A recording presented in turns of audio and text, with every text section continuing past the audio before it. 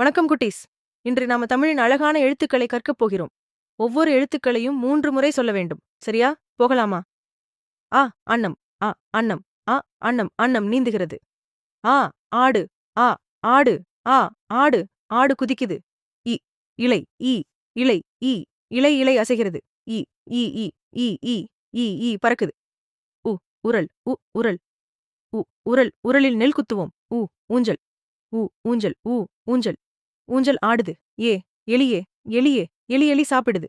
ஏ ஏணியே. ஏணியே. ஏணி ஏணியில் ஏறலாம். ஐ 5 ஐ 5 ஐ 5 1 2 3 4 5 ஓ ஒட்டகம். ஓ ஒட்டகம். ஓ ஒட்டகம் ஒட்டகம் நடக்குது.